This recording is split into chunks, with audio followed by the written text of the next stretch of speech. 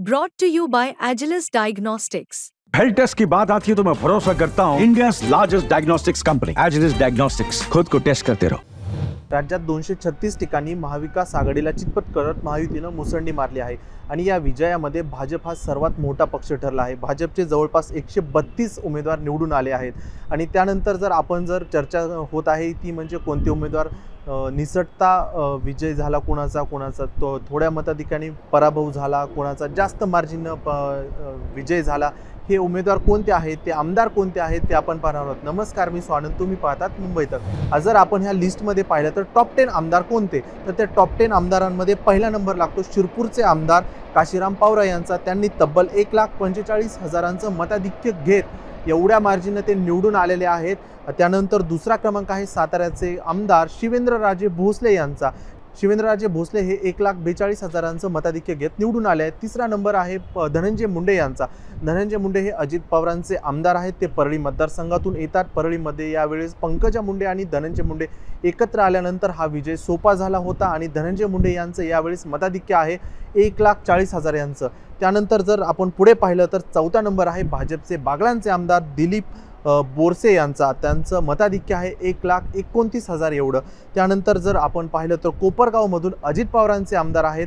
अहमदनगर जिल्ह्यातील कोपरगाव मतदारसंघ आहे। या मतदारसंघात आशुतोष काळे यांनी 1,24,000 मताधिक्य घेत निवडून आले आहेत।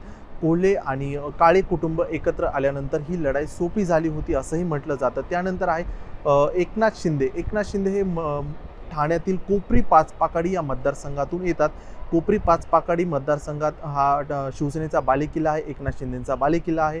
या मतदारसंघात एकनाथ शिंदे यांनी तब्बल 1,20,000 मताधिक्य घेत निवडून आले आहेत। नागपूर पूर्वमधून कृष्णा खोपडे हे 1,15,000 मताधिक्याने निवडून आले आहेत। त्यानंतर कोथरूडमध्ये चंद्रकांत पाटील भाजपचे नेते आहेत, 1,12,000 मताधिक्य घेत ते निवडून आले आहेत। आणि शिंदेंचेच आमदार असलेले ओळा माजीवाडाचे आमदार प्रताप सरनाईक यावेळेस तब्बल 1,09,000 मताधिक्याने निवडून आले आहेत। त्यानंतर मावळमध्ये दादांचे आमदार सुनील अण्णा शेळके जे आहेत ते 1,08,000 मताधिक्याने निवडून आले आहेत। यावेळेस मावळमध्ये जर आपण समीकरण पाहिलं तर त्यांच्या विरोधात महाविकास आघाडीचा उमेदवार नव्हता।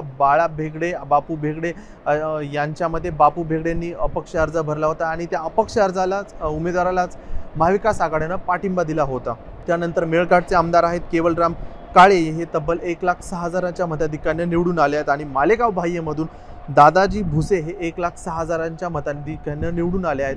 ह्या टॉप 10 लिस्टमध्ये जर आपण पाहिलं तर अजितदादांचा नंबर लागताना दिसत नाही, पण अजितदादा यांचं लीड आहे 1,08,990 मताधिक्याचं। गेल्या वेळेस 1,65,000 निवडून येणारे अजितदादा यंदा 1,08,990 मताधिक्याने निवडून आले आहेत। या व्यतिरिक्त भाजपचे चिंचवडचे आमदार शंकर जगताप जे आहेत ते 1,03,000 मताधिक्याने निवडून आले आहेत। तसेच बोरिवलीमधून संजय उपाध्याय जे आहेत ते 1,257 मतांनी निवडून आले आहेत। त्यामुळे ह्या 13 आमदारांचं जे लीड आहे ते 1,00,000च्या वरती आहे। त्या लीडमध्ये अजितदादांचा टॉप 10 मध्ये तर नंबर नाहीये, पण 12वा क्रमांक हा अजित पवारांचा आहे। विधानसभा निवडणुकीच्या निकालाचे सर्व अपडेट्स हे तुम्ही मुंबई तकच्या यूट्यूब चॅनलवरती पाहू शकता। जर तुम्ही आम्हाला सबस्क्राईब केलं नसेल तर सबस्क्राईब करा आणि बेल आयकॉन क्लिक केलं तर आमचे तुम्हाला अपडेट्स मोबाईलवरती पाहता येतील। पाहत राहा मुंबई तक।